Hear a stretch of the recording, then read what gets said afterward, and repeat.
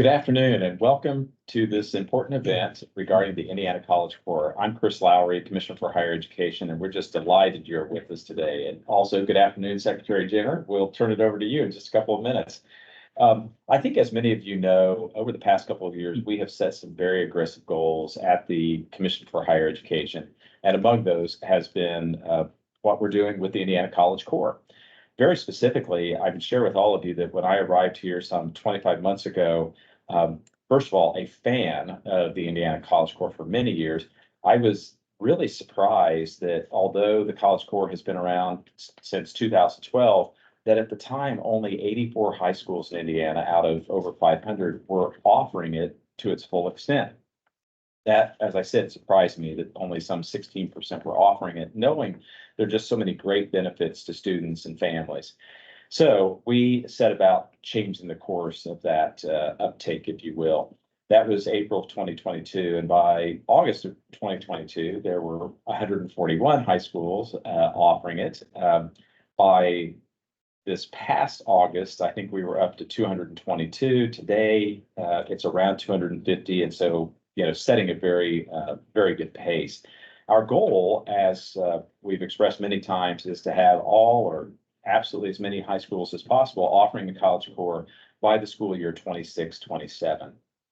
So, folks have said, so why is this so important? Well, the statistics tell us why this is so important.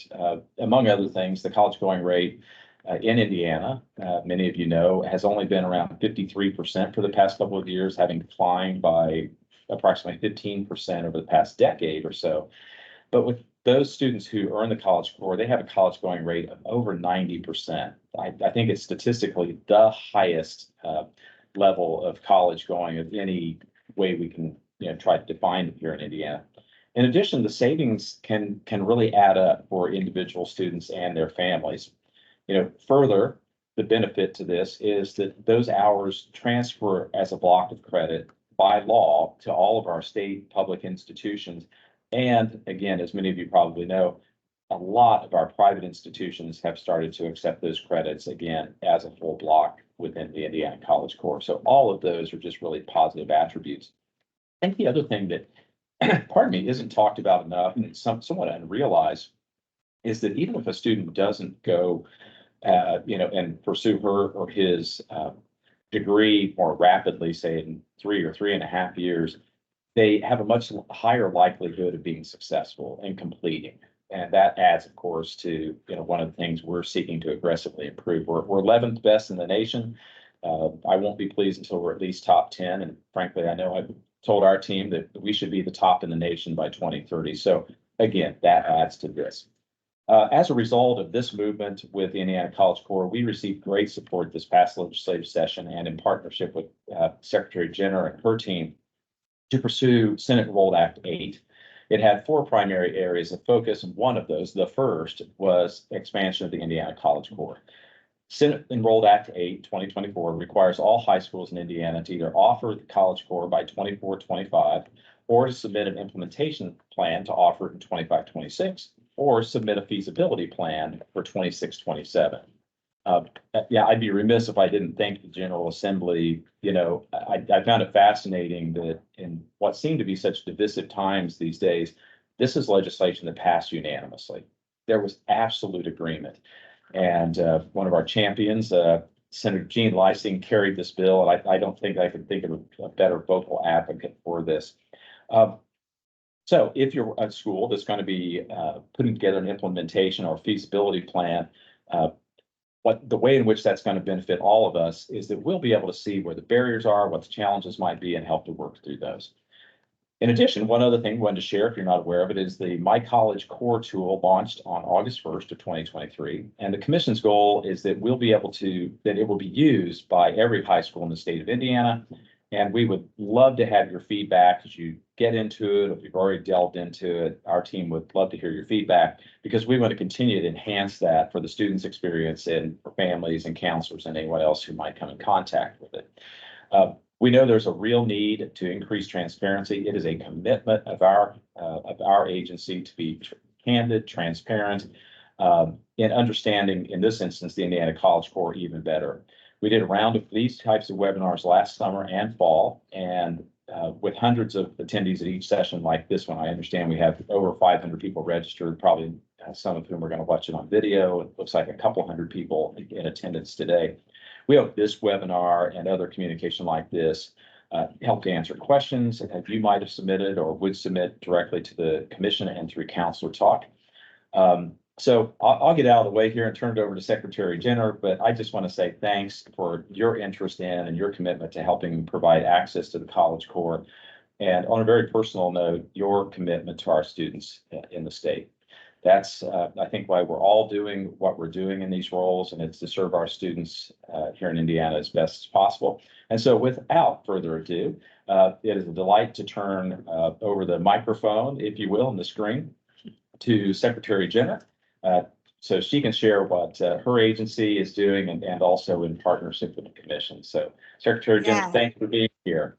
Hey, thank you, Commissioner Lowry, and thank you to you and the whole team for your partnership and just supporting as many students as we can throughout the state, and ultimately starting with our school leaders and school champions. So thank you to all of you for being on today. I've spoken with so many people who are, for some, the last day of school is today or tomorrow. For most, the last day of school was last week. So I hope it's off to a good start, regardless of where you are in that summertime kickoff. A couple things that many of you have probably heard me say or have read. One is very unique to Indiana. We know because of, for the most part, our school counselors report this data for schools to the state. We know that approximately 76% of Indiana's graduates, when they're walking across the stage for graduation, their plan is to continue learning, continue going to college, whether that's at a 2-year college or a 4-year, that's their plan, 76%. We also know that only about 53% actually make it in that following year. And putting some numbers to it, that's about 16,000 students who will walk across our stage either last week or this coming week, who are dreaming about one path, and life hits them for whatever reason, and it changes. I think the unbelievable opportunity that we have is because of the leadership that you are making happen at the school level. And you may not know this, but this is a pretty cool point for our state. Indiana is #1 in the nation for students leaving with college credit. #1 in the nation. And that's because of you and your leadership locally. The really interesting part when you break it down is around 64% of our Indiana students will graduate with college credit. When you look at that 64%, the average leaves with about 13.5 credits. A short-term credential in Indiana starts at like 15, 18 credits. The Indiana College Core is 30. But when we run the numbers and the data, we have thousands of Indiana students that are sitting like this close from completing a credential. And what we've heard from schools and school leaders and parents and families and students is, because our system wasn't built this way, many of them did not know or do not know that they're that close. And so how do we systematically support you and support our students in getting there? And I know that I'm going to pass it over to the respective teams here pretty shortly, but I do want to highlight, obviously Commissioner Lowry highlighted the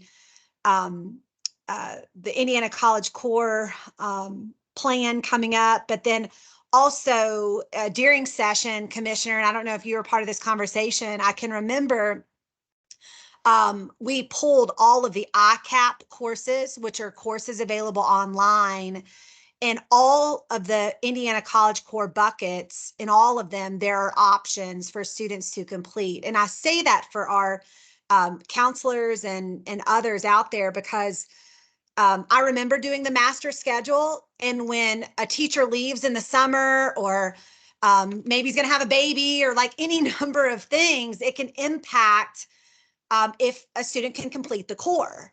And so I cap all of those courses, all of those boxes, at least there are various courses that are eligible. So wanted to do that as a shout out.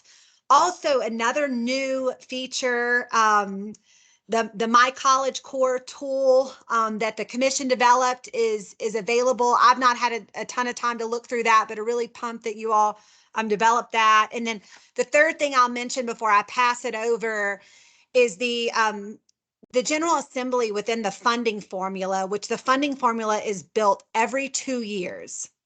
So for the first time ever in the most recent funding formula, that was the 23 to 25 funding formula, the Indiana College Core was incentivized.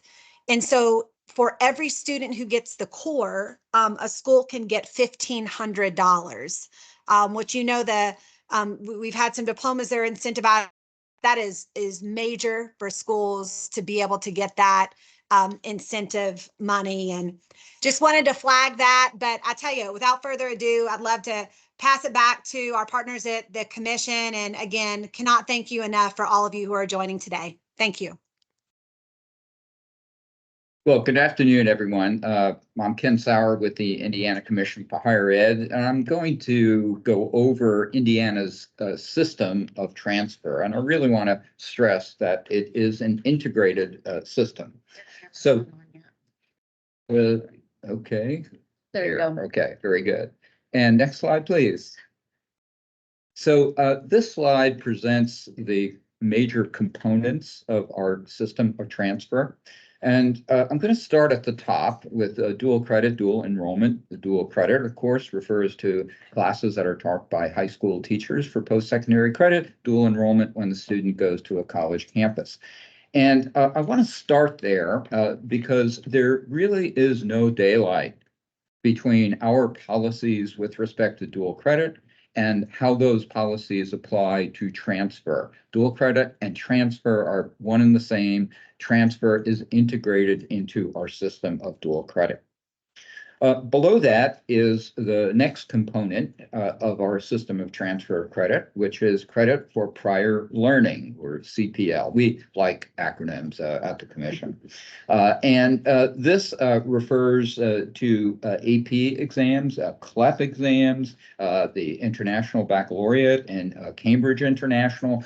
All of those can translate into credit that can apply to the Indiana College Core and elsewhere within our system of transfer.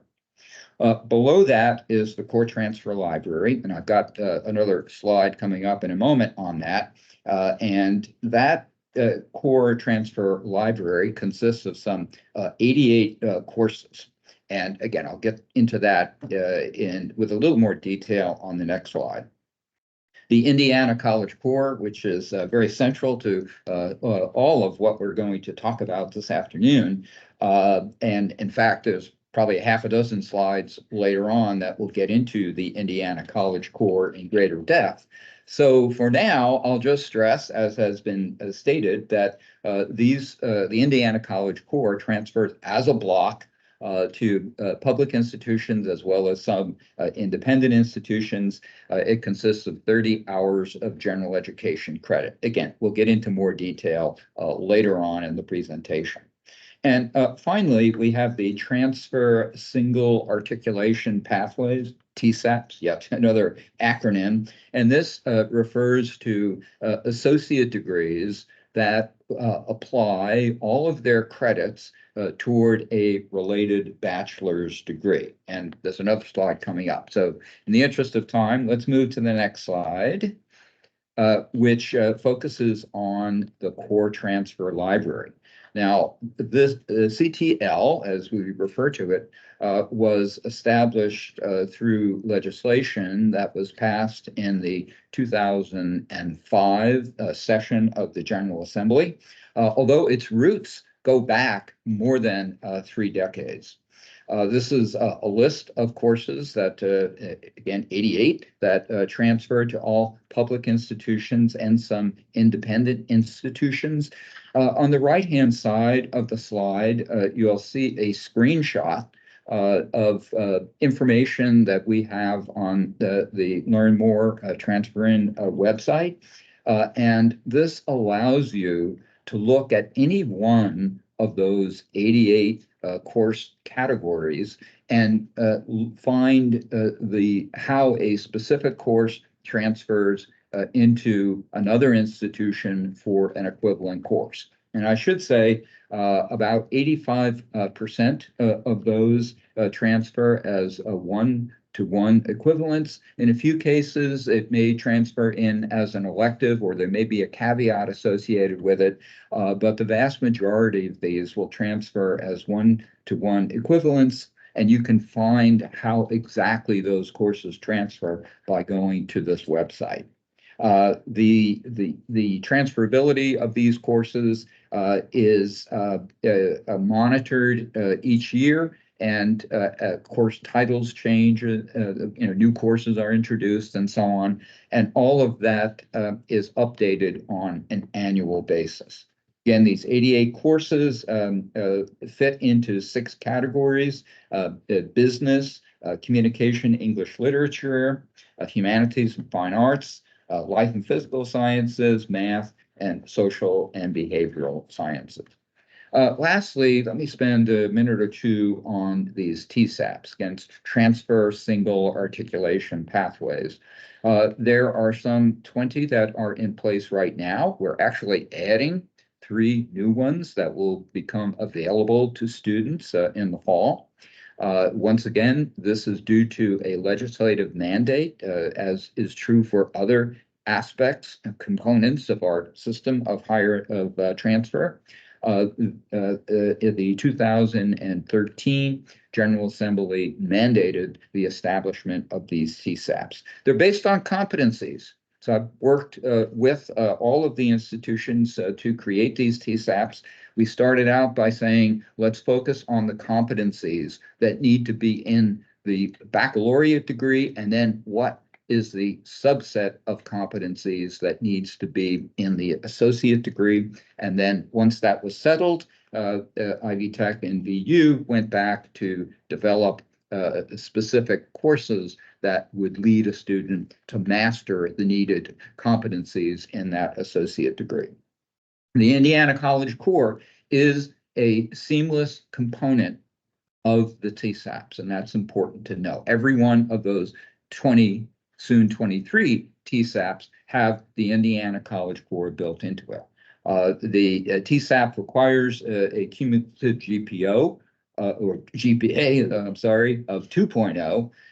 And it's important to note that the completion of the TSAP doesn't guarantee admission into one of these baccalaureate programs, but it does guarantee that if you are admitted into that institution where that baccalaureate degree is offered, those credits will apply seamlessly toward that baccalaureate curriculum. And finally, we do have a searchable database, again, on the Learn More Transfer In website that shows the specific baccalaureate degrees at specific universities into which these associate degree components of the TSAPs transfer.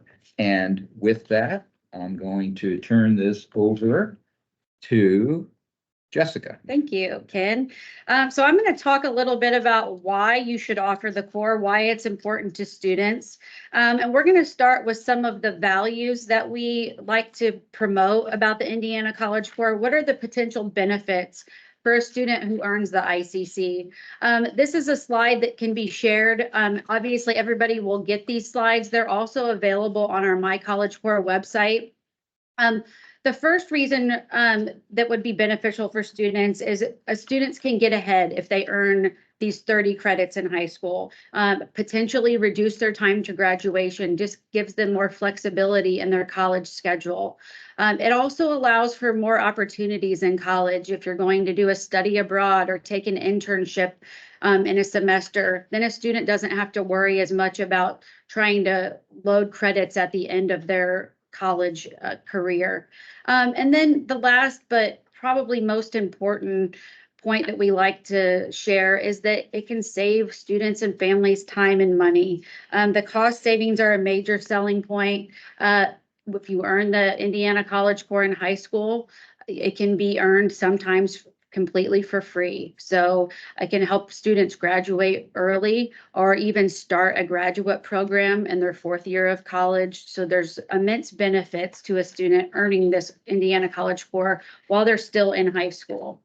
The next slide is going to talk about why it's good for students. So we know from the data at the commission that students who earn the ICC in high school are succeeding, and they're succeeding at tremendous rates. Over 92% of the students that are earning the core in high school are going on to attend post-secondary institutions.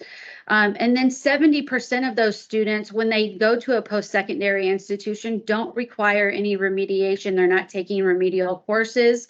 They're completing all of their coursework, and most importantly, they're persisting onto their 2nd year of college, so that we know from years of data that students that are earning the core have these successful outcomes. And let's talk about next about who is awarding the certificate in high school. We get questions about this a lot. So the terminology we're going to refer to is the primary post-secondary partner. We know that's a mouthful, but that's the commission's name for who is awarding the certificate. And so you can see all of our public institutions that are currently awarding the certificate in high school.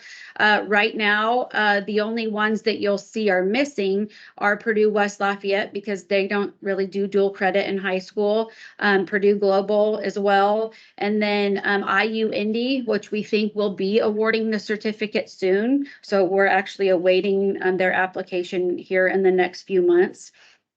At this time, the private institutions are not able to offer the ICC certificate.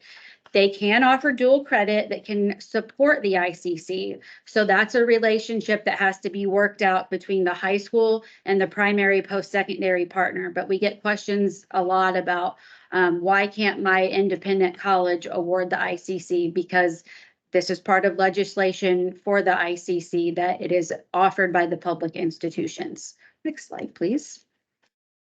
All right, so I wanted to just share this map. This is when a high school has met the criteria, which we'll talk about in a subsequent slide, to offer the ICC, they're going to appear on this map that is linked below. This map goes to My College Core. So when you become Indiana College Core High School, you're going to get counted in that total, which as of today is 247 schools are offering the ICC. You will appear as a dot on this map. It's a searchable map.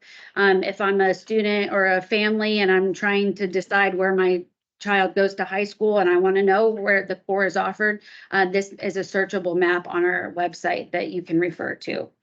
And as I was talking about the independent institutions, now while they cannot offer the ICC, they can absolutely choose to accept the ICC. So below you will, or in front of you, you will see 6 independent institutions who have made the commitment to accept the Indiana College Core as a block. So there's an agreement in place.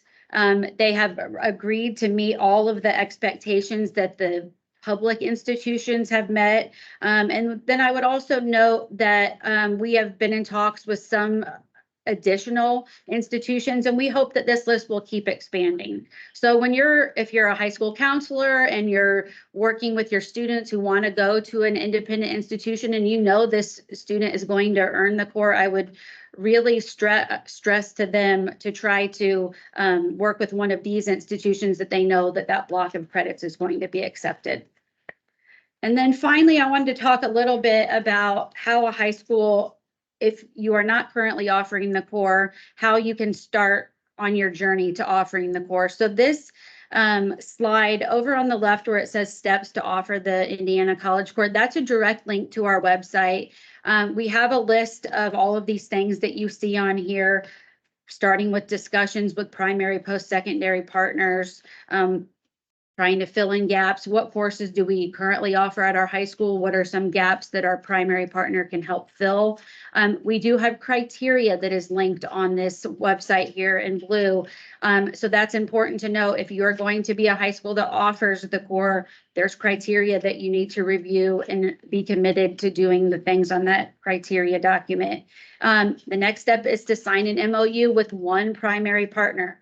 While you can have multiple dual credit partners in your high school, one of those has to be the primary partner. And there are a lot of reasons for that, which I can't get into all of them today, but really they have their responsibility for collecting data and making sure that students are on the path to earning the core. So they're your partner in this journey. And then lastly, when all of that has been done, then there's a form that we ask you to fill out on Transfer In that will allow us to add your school to the map. That will allow your primary partner to go into the My College Core tool and start uploading your courses. And we'll get into that in more detail later. And I am going to turn it over to Dr. Michelle Ashcraft. Thanks, Jessica.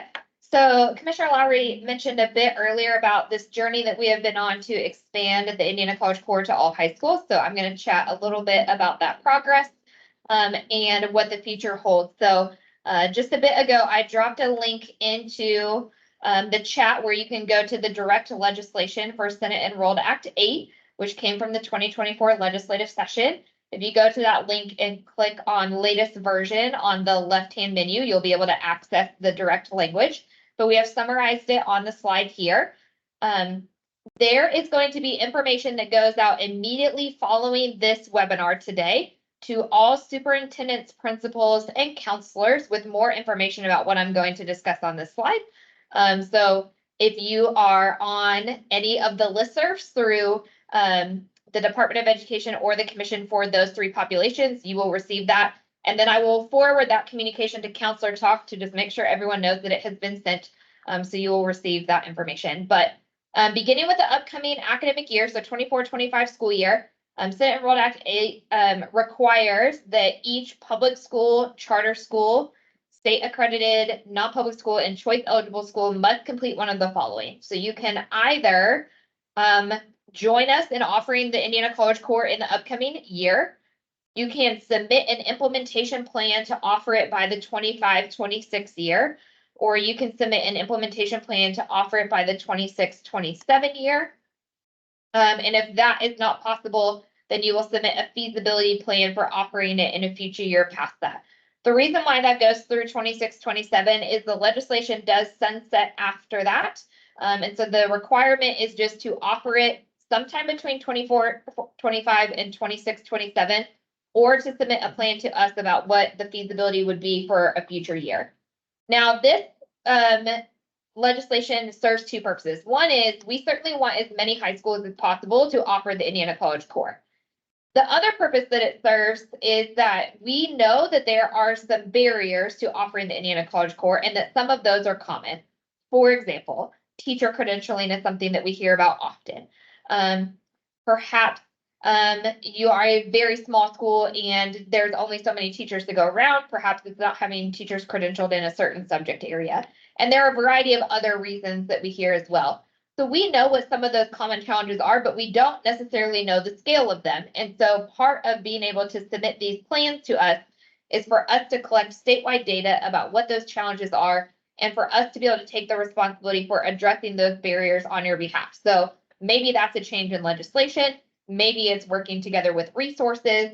Maybe it is making sure people are more aware of ICAP, which our colleagues are going to talk about more today. There could be a variety of solutions. So we'll certainly work with as many of you as possible to come on board in the next 3 years.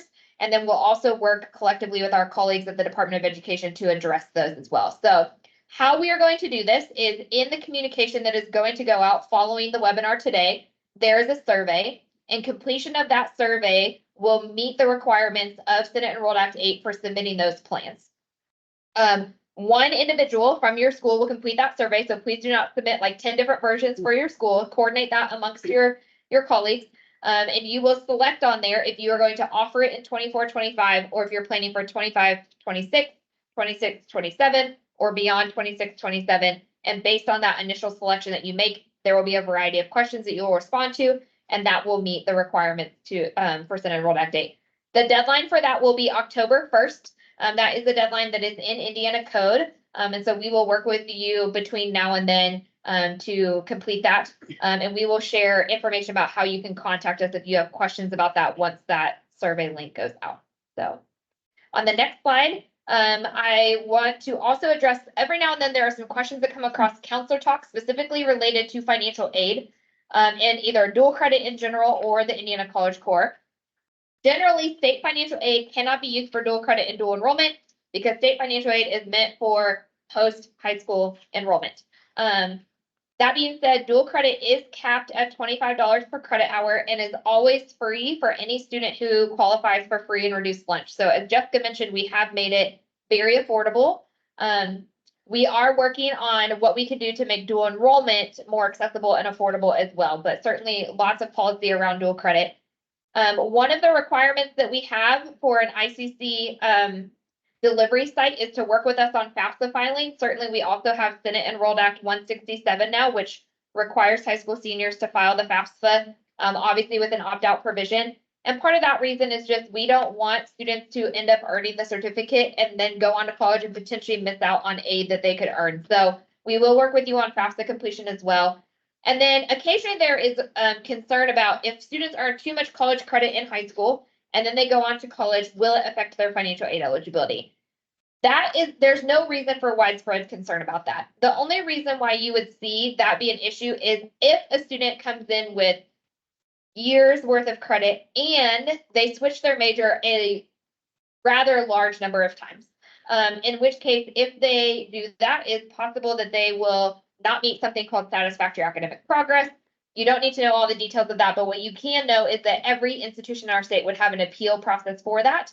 And then we would certainly be able to help them if they ever find themselves in that situation. So no concern for future financial aid eligibility. And then on the next slide, just to give you a sense of kind of where we stand, I know Commissioner Lowry highlighted this a little bit earlier, but currently in this academic year, we have 620 high schools across the state. As mentioned earlier, we have 247 delivery sites currently, so about 40% of schools are offering the Indiana College Core, and we're grateful to those of you who have already joined us. When we first started this journey for expansion, we calculated it was going to take us a 70% increase year over year for 3 years in a row to meet this goal. Last year, that dropped to 55%, and now we're at 36%. So we think that is pretty reasonable.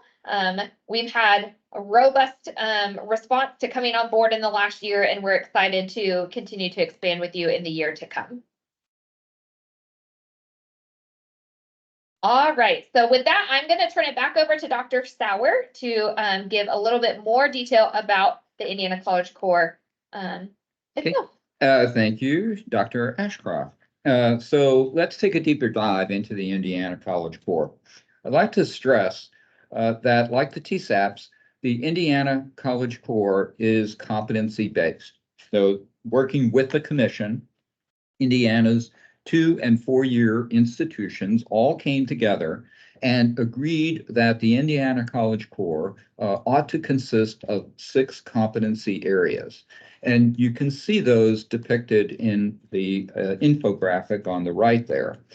So at the top part of that infographic, you'll see the 3 foundational intellectual skills competency areas. So quantitative reasoning, speaking and listening, and written communication. The bottom half of that infographic, you'll see the 3 ways of knowing: the scientific, the social and behavioral, and humanistic artistic. Now, once those competencies were developed in each one of those 6 areas, the institutions went back and identified courses that would enable students to master the competencies in each one of those 6 areas. And as you can see from that infographic, completing the core requires at least 3 credit hours in each one of those 6 competency areas. The remaining 12 credits can be distributed among those 6 in different ways. Let's turn to the next one. Let's talk about some ground rules associated with the Indiana College Core. As mentioned, minimum of 3 credits in each one of those 6 areas. Now, in order to earn the Indiana College Core from an institution, the primary post-secondary partner, again, Jessica mentioned that term, and that's an important one because we wanted to work with one institution, one post-secondary public institution that would help to coordinate the offering of the Indiana College Core at that particular high school. And when a student completes the core, they are actually awarded a credential by the primary post-secondary partner. So they will earn a certificate signifying completion of the Indiana College Core. It's a diploma that would be issued to a college student who earned the Indiana College Core by going to a college or university campus. And likewise, that is the same certificate, the same diploma that somebody would earn from the primary post-secondary partner at the high school. And in order to, again, earn that certificate, that credential from the college or university, the student has to complete 15 hours from that institution that is going to award that credential. Minimum GPA of 2.0 is required to earn the Indiana College Core. As mentioned earlier, the AP credits earned through CLEP or the International Baccalaureate, Cambridge would apply to the Indiana College Core. It's how the institution that is going to award the Indiana College Core applies those credits that would be earned through those scores to the particular course they have signified is needed to complete the core. And once again, successful completion of the core doesn't guarantee admission into an institution, but if you are admitted into that institution and you have completed the Indiana College Core, all of those credits will apply toward the degree requirements that you're pursuing at that institution. Now let's talk about some myths that are out there. And these are important because there's a lot of misinformation that pops up around the Indiana College Core. First of all, earning the Indiana College Core doesn't automatically take 1 year off of college, be that a 2 or 4 year degree. It certainly can, absolutely, if the student chooses to complete that degree more quickly by virtue of earning the Indiana College Core and applying that core toward degree requirements. That's great. That meets that particular student's needs. Other students choose to take the full 2 or 4 years to complete their degree because they're interested in perhaps picking up a minor, studying abroad, perhaps some type of work-based learning experience, a double major even. There are lots of ways in which students can enrich their college experience and make them even more attractive to employers or graduate school, depending upon what they choose to do after they complete their college degree. Now, this is also an important point. There is you hear that there's no advantage to completing the Indiana College Core versus taking dual credit courses in a variety of areas or AP exams. The big advantage to completing the core is that the Indiana College Core has been well vetted. As we've discussed previously, it fits into all of the TSAPs, for example. And it guarantees that all of those credits will transfer and will apply toward your degree. If you don't earn the core and you take a variety of dual credit courses that are not on the core transfer library, for example, they may not transfer as widely as the courses that are in the core transfer library or the Indiana College Core. Another myth you hear is that major universities will not accept the ICC. That's not true. As indicated previously, this is a legislative mandate, and all institutions, including our major research institutions, will accept the Indiana College Core and transfer those credits. And finally, you also hear that ICC certificates earned from one primary post-secondary provider might be better than the ICC earned from another, and that's really not true either. As discussed earlier, all of the public institutions got together and agreed upon the competencies that were needed for a student to master in order to complete that Indiana College Core. Everybody agreed to that. The legislation mandates this, and this is the one Indiana College Core is not superior to another. They're all equal. Let's now talk about course selection, and more importantly, let me stress the intentional course selection.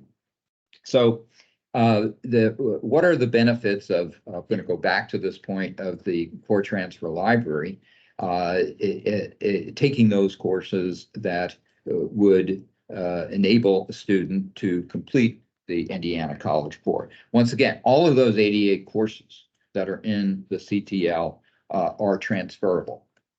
Again, I invite you to look at the website, the transferring website that would enable you to see exactly how those courses transfer.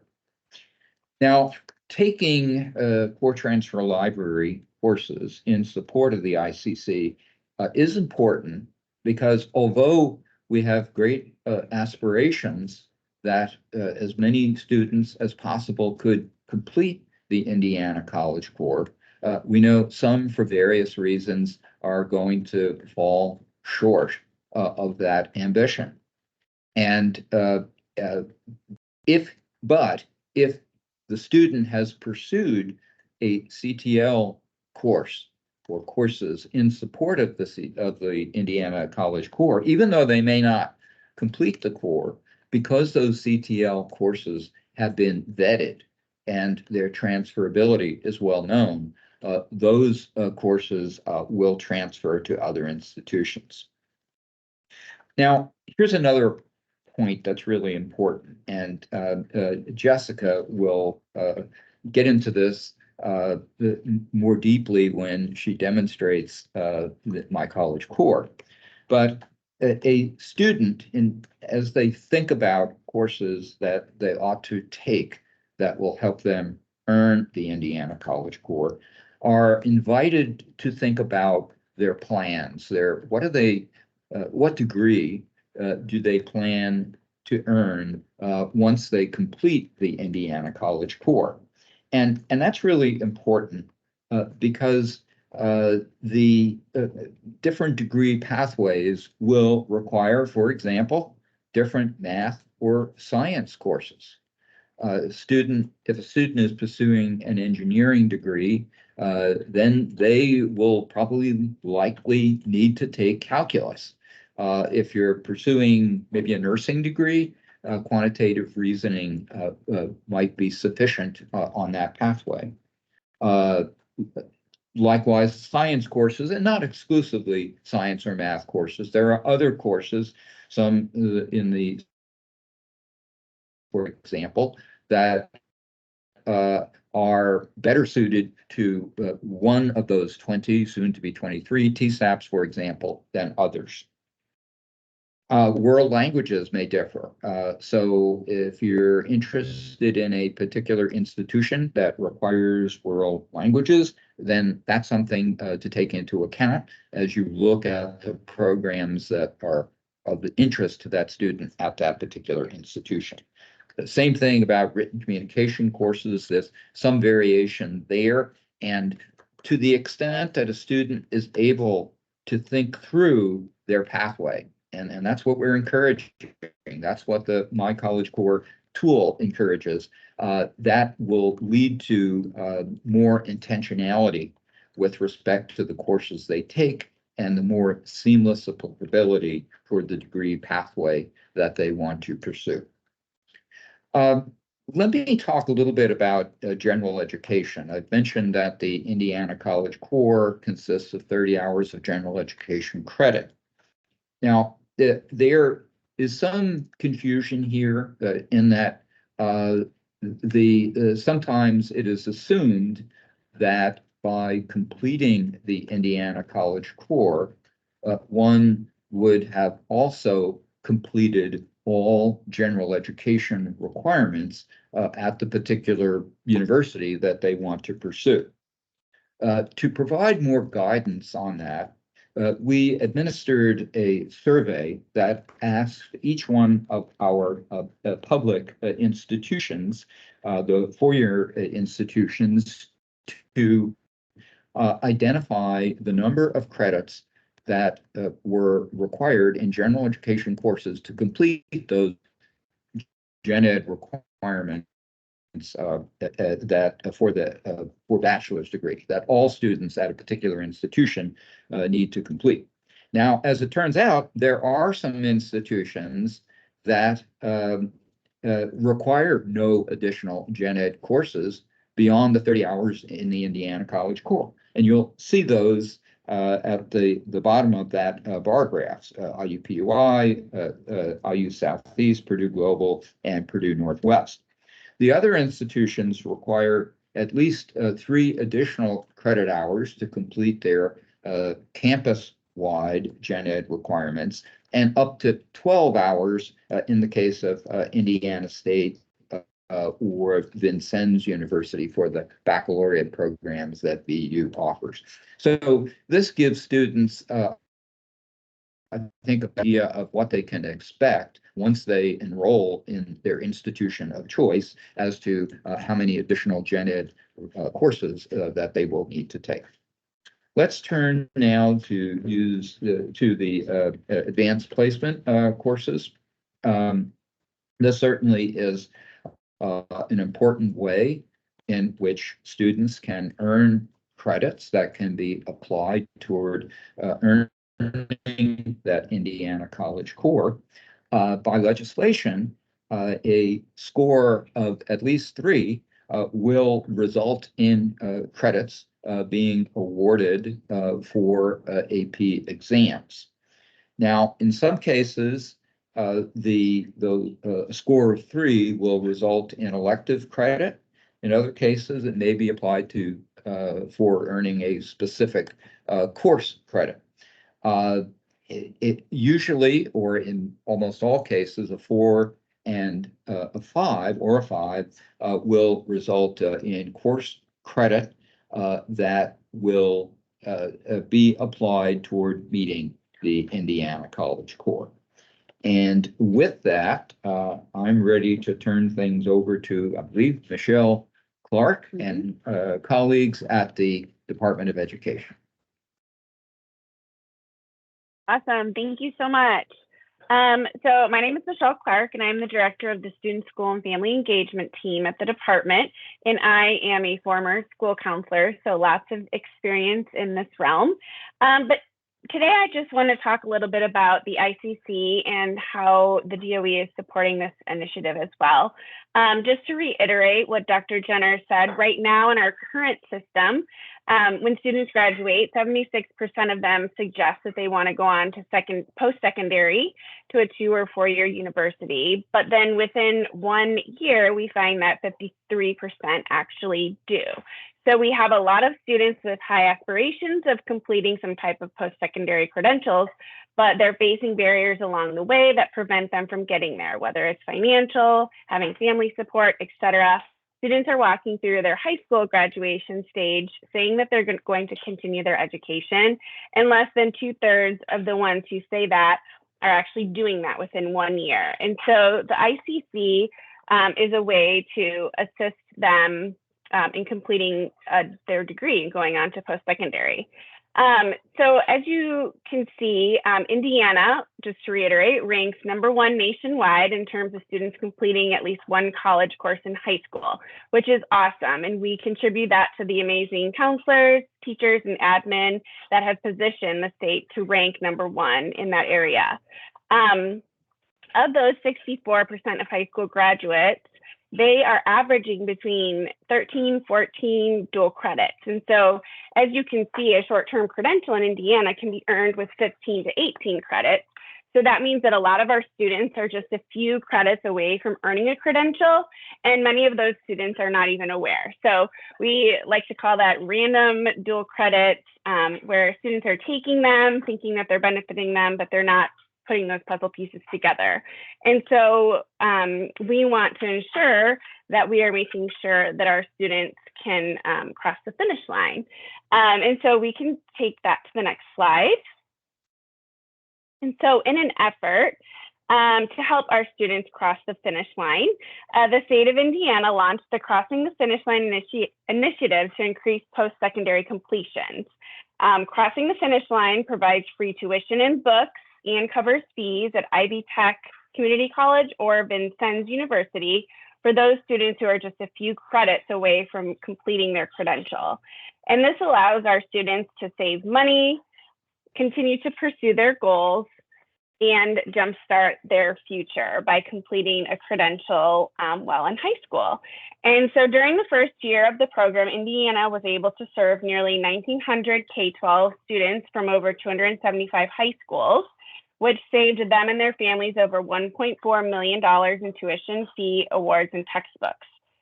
This includes over 700 total additional completions. And every year since, there's been a year-over-year increase in the number of students that are seizing this opportunity. In 2023 alone, over 3,900 students and families saved over $8 million in tuition, fees, and textbooks. And I did scan our latest flyer, so when you get these slides, you can check it out. Next, I also wanted to talk, you can move the slide, about the academic performance grants. Dr. Jenner touched on these a little bit during her intro, but if you're a school that's considering the ICC, this is definitely an incentive.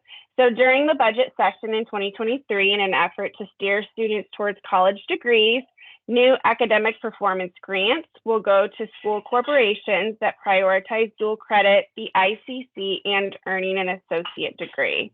So schools can earn up to $40 per dual credit earned by each student, which is up to $1,200 total.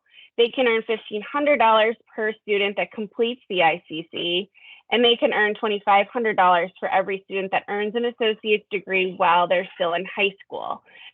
Schools will only qualify for one award at the highest threshold. So, for example, a student would only get the $2,500 grant for a student who earns both the dual credit and the associate's degree. Next slide. And so the next thing I wanted to talk about was the new diploma. So as you know, the Indiana Department of Ed is looking at the new proposed high school diplomas. And so in an effort to continue to rethink high school, we recently presented a proposal to streamline the number of high school diplomas while maximizing flexibility for our students to personalize their learning pathways and experiences. The goal of rethinking high school is to make it more learner-centric and career relevant for students. And so for the first time ever, Indiana's diplomas would be aligned to the state's current graduation pathways, as well as the 5 characteristics of the Indiana Graduate Prepare to Succeed, which is also known as Indiana GPS, which include academic mastery, career and post-secondary readiness, which is credentials and experiences, communication, collaboration, work ethic, and civic, financial, and digital literacy. And these represent the 5 characteristics that Hoosier stakeholders consistently agree are essential for all graduates and are part of our profile of a grad, which was established in 2021 after extensive public input. In the proposal, Indiana's future diplomas would include 2 diplomas. The first one being the Indiana GPS diploma, which is a more flexible, personalized version of the current Core 40 diploma. And then it would include the Indiana GPS Diploma Plus. And so I've listed the components of the Diploma Plus because someone had mentioned in the comments that they thought that the new requirements would lessen or lower the number of ICCs. But in actuality, the ICC is a component 3 of the Indiana GPS Diploma Plus. So for both diplomas, students would be focusing on foundational courses in 9th and 10th grade, which includes a set of 20 credits courses that meet a variety of the characteristics that I just spoke about. And also some opportunities for students to demonstrate their competencies both within school and and outside of school. And then the structure allows for additional flexibility and personalization in the 11th and 12th grades. And so as you can see, the Indiana GPS diploma is where the students could use the ICC as their component 3 alongside a employability skills component of a work-based learning experience. And so as you can see, there's 3 levels listed.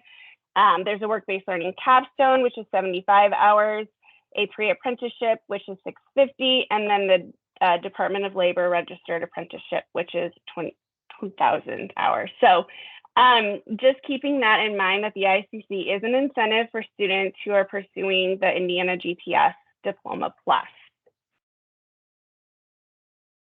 Alongside a work-based learning experience. So now I'm going to pass it over to team members on the digital learning team to talk about how the ICAP can support student learning as well. Thanks, Michelle. Hi, I'm Heather Herring. I'm the Course Access Specialist with the Department of Education. So the Indiana Course Access Portal, also known as ICAP, was first introduced as House Enrolled Act 1007 in 2017, and then it was adopted as Indiana Code. So ICAP is really a course catalog of over 200 supplemental online courses from 7 different providers who have been approved by the IDOE. The main purpose of ICAP is really to help high schools meet student individual needs, expand learning opportunities, and diversify their curricula. So as Dr. Jenner mentioned earlier, ICAP can really help fill those gaps by offering courses not available at a school, filling a schedule gap, or giving additional flexibility through the virtual modality.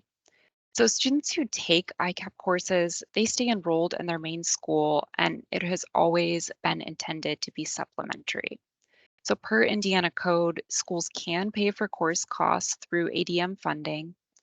And since its inception, ICAP has significantly grown and is well utilized by schools. Per our annual report on our webpage, the 2022-2023 school year had over 4,000 enrollments from 144 school corporations. And of those 200 course options available, many of those are dual enrollment courses. So through ICAP, high school students can get all of the credits needed to attain the Indiana College Core, and all but one of the ICC course options are part of the Core Transfer Library. And Diana Smith will talk a bit about our expansion with other higher ed providers. Thanks, Heather. Hi, I'm Diana Smith. I'm the Director of Digital Learning at the Department of Ed. And I just want to quickly add that currently all ICAP dual enrollment courses are offered through IB Tech. But as part of Senate Enrolled Act 8, we are going to be working with some additional higher education institutions to offer more ICC course options. And this expansion will utilize the existing ICAP provider and course approval process. We will be providing an informational meeting for potential higher ed partners in late September, and more information about that meeting will be shared at a later time.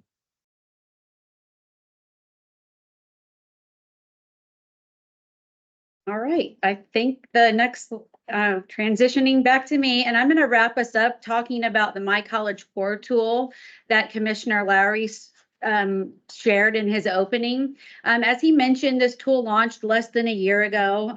We created this website and planning tool to be a resource for students and families, just to educate them on the ICC. We know it can be confusing, so we wanted a place where everybody could go to get the information that they needed. We are constantly working on updates to this website. And as Commissioner Lowry mentioned, if you have any feedback for us, please share that. We have the inbox that I shared at the very beginning of the meeting. It's icc@che.in.gov. It's linked. It will be linked in the presentation that we're going to send out. But all of that information can be found on this one website. So hopefully you're familiar with it just a little bit. And I'm going to talk about some of the features of the website. So if we can go to the next slide. I'm not going to do a live navigation today. I'm just going to share some screenshots because we know that technology can be finicky. So we didn't want to rely on trying to navigate you through the website today. One of the main features that we developed, because as we were developing this tool, we sat down and had focus groups with stakeholders from all over the state. And we heard from counselors that they would really like some resources. Counselors and administrators would like resources to share with the students and families as to why they should offer the ICC, why a student should earn the ICC. So we have this toolkit that is linked at the bottom of the website, and the website is mycollegecore.org. Again, all of this is linked in the presentation that you'll be getting after the webinar. So the thing that I've circled on here is the required content. This is part of the criteria to become a delivery site. So what the required content is just a few blurbs about what the ICC is. And if yep, so it's right here. You have to include this on your school's website. This is the commission's language about the ICC. And then there's a couple paragraphs about the FAFSA that Michelle talked about earlier. And then I want to spend the majority of my time talking about the plan builder portion of the website. This is what I like to refer to as the meat and potatoes of the website. The reason we developed the website in the first place was for students to be able to go to a place where they could see in a very succinct way what courses are offered at their high school in support of the ICC. We know that a lot of high schools have dual credit courses. Like Michelle mentioned in the chat earlier, we have CTE courses that are available through the Next Level programs of study. But we wanted to focus specifically on earning the ICC on this website. So the Plan Builder is a tool where a student can go in, they can select their high school. If they want, they can select a pathway, and I'll talk a little bit more about that in a second. But they go through and they're able to see what courses are available at their high school in each of those competency areas. And as I also mentioned in the chat in response to somebody, depending on who your primary provider is, those courses are going to be a little bit different at each high school. The students' plan based on what they want to do when they go to a post-secondary institution is going to be different from another student sitting in the same high school, just based on what course offerings are best for that student. Ken talked a little bit about intentional pathways. And that's why we often get questions like, if a student is going to be in engineering at Purdue, what courses should they take? They should absolutely think about those pathways ahead of time so they can take the right math and they can take the right science. And this tool is designed to help them do that. I've also circled here on this page, on the right side, there's a little counter. I know it's kind of hard to see, but if you visit the website and you visit the plan page, you can go through this and Make your own plan. As a student is selecting courses in each competency, that little counter on the right side counts up so that they know this student has selected 24 of 30 credits. There's also a way for a student to save a plan, and as they complete courses, they can go back to that plan and mark off courses that have been completed so that they can kind of keep track of their own progress. And then most importantly, I wanted to point out that there's this little box there that says share with my counselor. And I'm going to talk about why that's so important in a minute, but this allows a plan to be viewable by a counselor so that when they're sitting down with a student, they can pull up that plan and get to work on how a student is going to schedule those courses. So I wanted to talk a little bit about the TSAT pathways that Ken mentioned earlier. Again, those are our 2+2 associate plus bachelor's programs that we have identified in the state. These are a major part of the planning tool if your school is partnered with Ivy Tech or Vincennes, because as we know, those are the institutions that offer associate degrees. So if you're partnered with a four-year institution, one of the IUs, one of the Purdue's, USI, Indiana State, Ball State, the TSAT pathways will not appear on your planning tool because they don't offer associate degrees. So I just wanted to make that clear. So if a student knows what their intended pathway is, they can select from one of those 20, soon to be 23 TSAPs, and it will highlight the courses that fit into that TSAP. Why this is important is because if I know I'm going to be an elementary teacher, it's going to tell me I need to take English comp over rhetoric and argument because it's part of that elementary ed TSAT pathway. So this is just more intentionality in course taking. All right, and then the next thing I wanted to talk about is the counselor feature. I think this is something that a lot of counselors who have been on this tool are starting to use. I would love to go in depth on this today, but I don't think I have time. So some of the features, it allows counselors to view and edit student plans. We heard that that was important. I'll just give you a little aside here. My daughter created a plan and she went to meet with her counselor this spring to plan her courses for her junior year of high school. Her counselor already had her plan pulled up when she came in, and it made their meeting very efficient, and they knew exactly what their course of action was. The other thing that we developed, because we heard from counselors across the state, was a way in the back end of the tool to organize student plans and folders. So you can create folders for each graduation cohort so that you can organize your students that way. It's all digital. You can use student plans to track completion of courses if you want. This is a self-reported tool, so students can choose to use that feature and counselors if they want. And then very soon to be published is a resource guide that we created with our ICC working group that has members from all of the post-secondary, the public post-secondary institutions for things that we heard that counselors had questions about. So that's going to be published very soon on our website. And then if you want to, if your school is already approved to offer the ICC and you would like one of these counselor accounts, it's different than the account that a student signs up for. So that link that I have shared there, the counselor sign up link is where you would go to request that. All right, and then I'm going to show you just a little bit about how the back end looks. So you can see it looks completely different than the front end. And then you can pull up students' plans. You can search by, you will only have access to students who have created plans at your high school. So if you're a counselor and you have multiple cohorts of students, and there is no way right now to filter those out, but you can see this counselor as Batesville access, I think it's what it says. And so they can see all of the plans at Batesville. So over on the left-hand side, you can see they're sorted into different students who have graduated. You can archive the plans.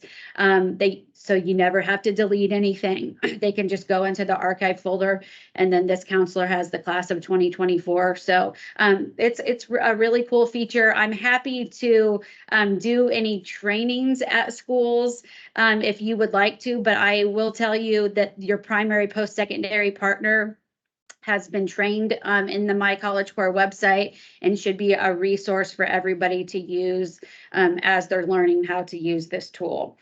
All right, and so I just wanted to talk a little bit about next steps. What's next for the Indiana College Core, and then we can, yes, you can have district level access. I'm not monitoring the chat, but I can see that if you are an administrator at a school, you absolutely can have access. So just sign up on that link.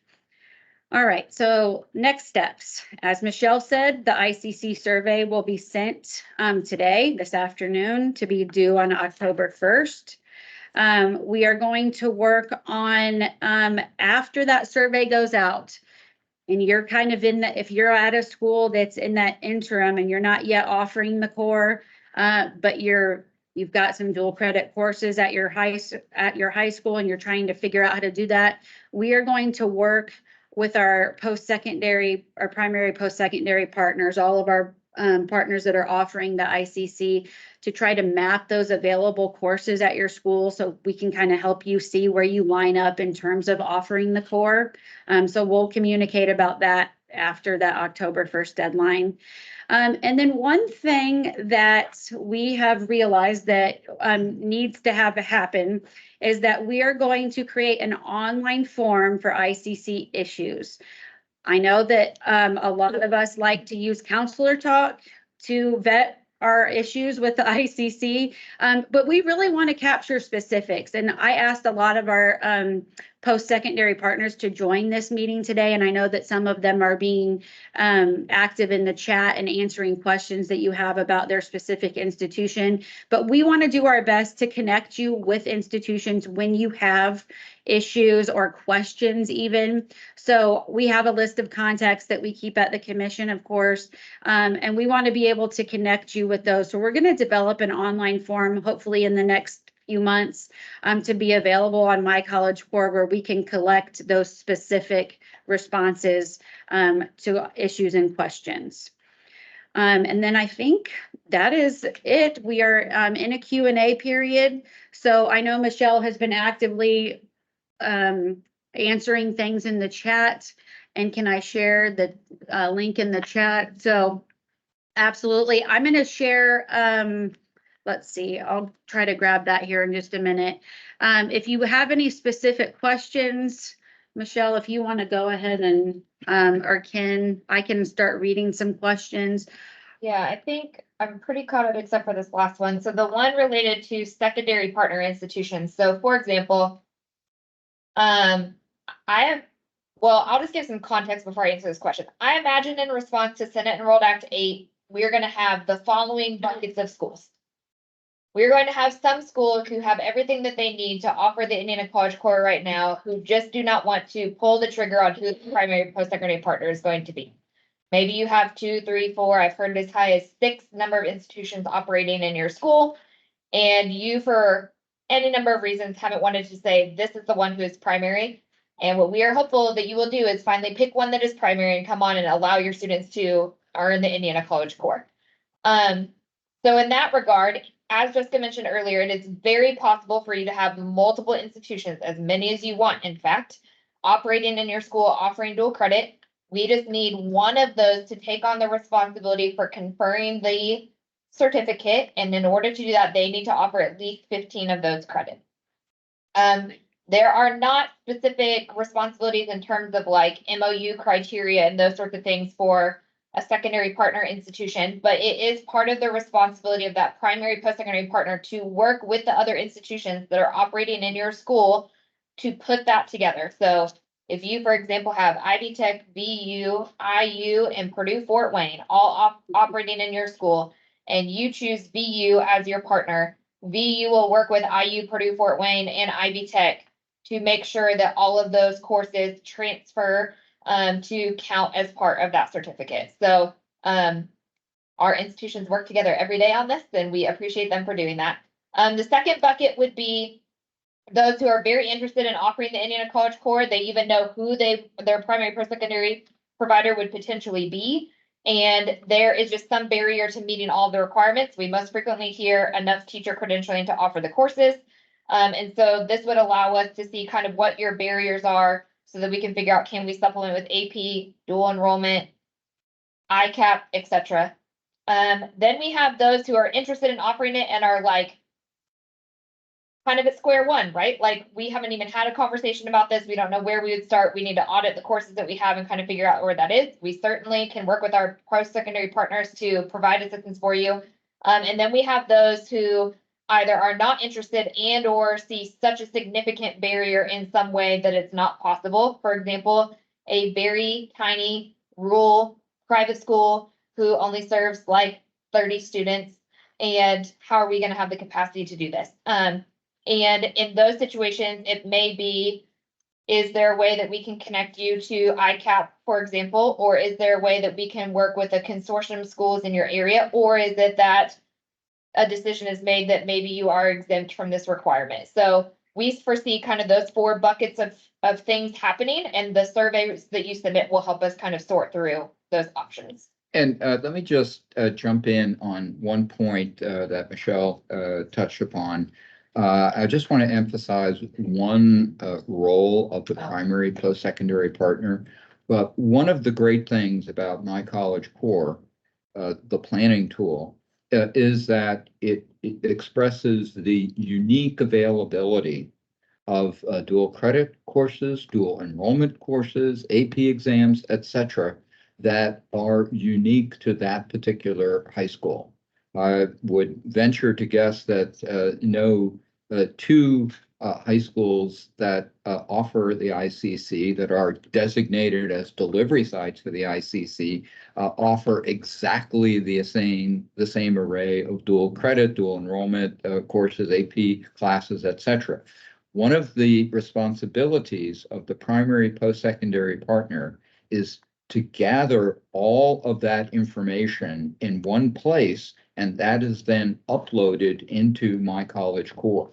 So the primary post-secondary partner is the source of that information that is made available to the student through the My College Core planning tool, and that's got to be absolutely accurate, or else the plans that the student makes are not going to be accurate. So I just wanted to stress that's a particular role of the primary post-secondary partner. While we wait on some other questions to come through, Jessica and I monitor counselor talk on this topic, and so I do want to address a couple of trends that we've seen on there. One that has been in the chat today that I addressed, and that is going back to financial aid. I provided a pretty extensive explanation in the chat if you want to scroll back and see that. But there does not need to be a significant concern about the ICC preventing students from getting financial aid when they go on to college. The quick summary of that is there is a rule at post-secondary institutions called satisfactory academic progress. A component of that is something called max time frame, which means you can only get financial aid for a certain number of credit hours. On a 120 credit bachelor's degree, you can take up to 180 credit hours under financial aid. And on a 60 credit associate degree, you can take up to 90 credits. You will not see most students take that many credits, regardless of how much dual credit that they take, unless they are transferring many times and or changing their major many times. I put in the chat, I worked on campuses for more than 15 years prior to coming to the commission. And in all my years, I saw 2 students who had this problem, and it was because they transferred and changed their majors so many times. So it wasn't even the dual credit that caused the issue, it was that caused it. So we do not need to be communicating to students that they're going to lose financial aid eligibility. And in the event that we have situations like those 2 students I saw, there are always appeals processes. So no major concern there to address. One that I also wanted to communicate, there's been a lot of chatter in the chat about the core transfer library. And while Jessica has shared in the chat a couple of times that the post-secondary providers sort of determine what courses can fall under the competencies and what courses make up, the schools absolutely have some agency in this. Like, you should be working with your primary post-secondary provider to determine the courses that you want to offer jointly together for this. And a big part of that we would encourage is select courses that are on the core transfer library. Overwhelmingly, most of the chatter that has been on Counselor Talk recently has been about the transferability. And certainly the Indiana College Core as a whole transfers as a block of 30 credits. But within that 30 block, you can maximize courses that are on the core transfer library to ensure maximum transferability.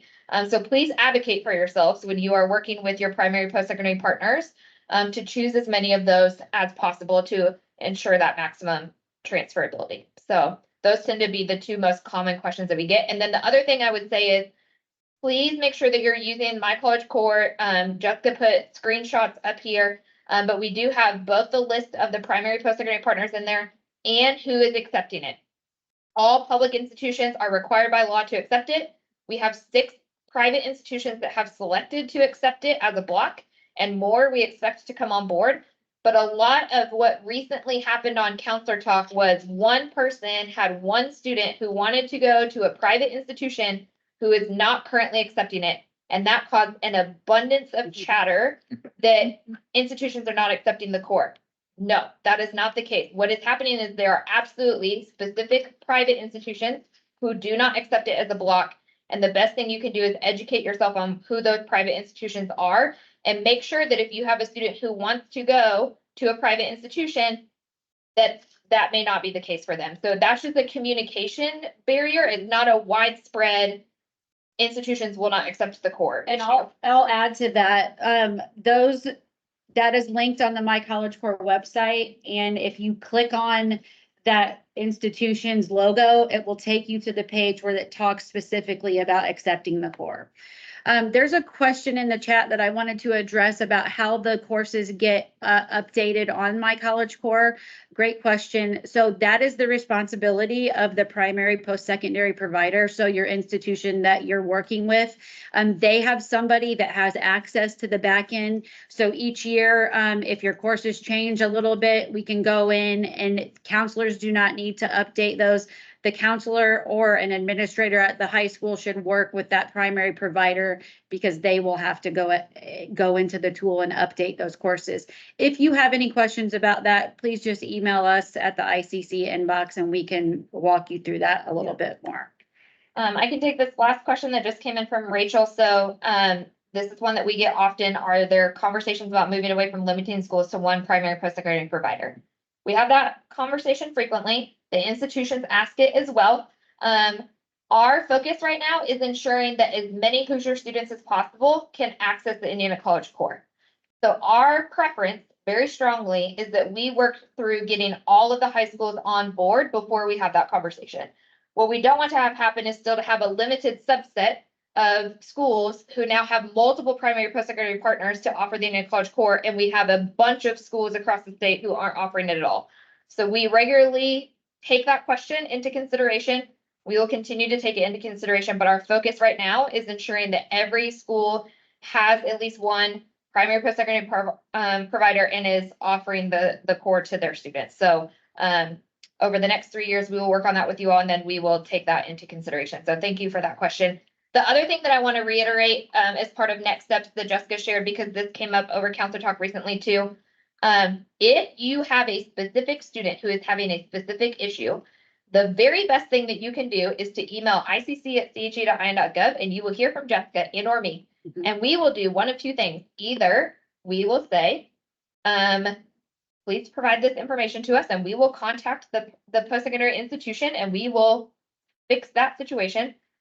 Or we will engage you in a conversation with that primary post-secondary institution. There was a lot of complaints about very specific student issues on Counselor Talk recently. And then when we tried to resolve those, the feedback that we got was, I don't have time to meet with institutions. That is fine. We can do that. But it does not solve anything to talk generally about a situation on Counselor Talk and not get that student's information to us so that we can work with the institution to resolve it. I would say in 90+% of situations, it is a communications issue and not a true, this is not going to work issue. But in the event that it is maybe there's a new academic advisor on campus who just doesn't know, then we can resolve that. So please email us until we get that form up. And then once we have that form up, please submit the form with the specific student information. And we will work to resolve those so that we make sure that the students get the Indiana College Core and or that it transfers as it's expected. And then I think before we wrap up, there have been a couple questions sort of related to CTE programming. Can one of you talk about kind of the difference between the ICC and the CTE courses and why the CTE courses are not part of the ICC? Yeah, let me jump in for that one. First of all, the commission has only had responsibility for CTE courses since last year, July 1st of last year specifically. We're in the process of fully integrating CTE next level programs of study into all of the commission activities and initiatives, including those on the academic side. We had a conversation just this morning, as a matter of fact, about what it might take to develop a tool similar to My College Core for CTE courses and next level programs of study. And we would very much like to do that. We have tentatively been referring to that as My Career Core. It's a bit more complicated because in contrast to the Indiana College Core, which is a single post-secondary credential, there are anywhere between 65 to 70 or so next level programs of study, each of which, almost all of which, will result in a post-secondary credential, just like the Indiana College Core results in a certificate signifying that that student has completed the Indiana College Core, earned a credential, earned a diploma to signify that completion. Well, the same thing occurs on the CTE side, but it's more complicated. And in addition to that, there are principal courses which generally don't result in post-secondary credit, concentrator A, concentrator B, and capstone courses which do. And there's some variation with respect to how much of that pathway might be in place at a particular career center or high school. So the short answer is we're very much interested in doing something similar to what we've done for the Indiana College Core for next level programs of study. It will just take a bit because of the differences between the two to figure all of that out. But that's very much on our radar screen, and we're beginning conversations which we hope will get us to that endpoint sooner rather than later. Yeah, thanks so much for sharing that, Ken. One thing that I will share, before we started doing these webinars regularly, Jason Callahan, when he was at the department, and I did sort of a road show about the Indiana College Core and a variety of other things. And there was frequently comments from the audience along the lines of this. Well, we can't offer the ICC because we're an AP school. We can't offer the ICC because we're an NLPS school. We can't offer the ICC because we're an IB school. There was all these like comments that were like, but we do this thing, so we can't do it. And one thing that I also want to share as a follow-up to what Ken just shared is you can absolutely do all of them. You can do CTE and ICC, you can do IB and ICC, you can do AP and ICC. And in fact, in many ways, much of that can be used to help achieve the ICC. So if you have concerns about that, we would love to have you reach out to talk with us before you fill out your survey so that we can better explain what those options are if you have concerns about that. We have many schools across the state right now who are doing all of the above and doing so successfully. And then I also would hear a lot of concerns about very small schools and very rural schools. We also have many examples of small and rural schools who are doing that. Many of which have been able to do so through our wonderful partnership with CEL over at UIndy through their Reckon program.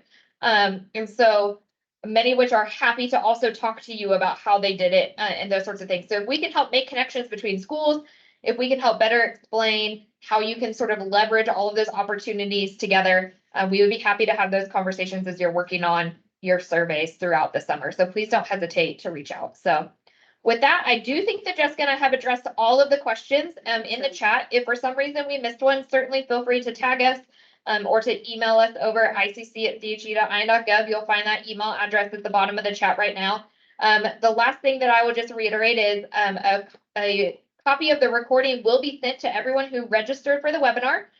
So you will see that coming to you. as will a copy of the PowerPoint and all the appropriate links so that you can go there for more information. And as a reminder, the email about the survey for SEA 8 will be going out today to every superintendent, principal, and counselor and forwarded to Counselor Talk. If for some reason it doesn't make it to you, hopefully someone in your school has it, and we do just need one response per school. So please coordinate that response between now and the beginning of October. So with that, we appreciate your time. Thank you for joining us today and for sharing this information with your colleagues. And please don't hesitate to reach out if we can support you with other questions you may have. Thank you. Have a great day. Thank you.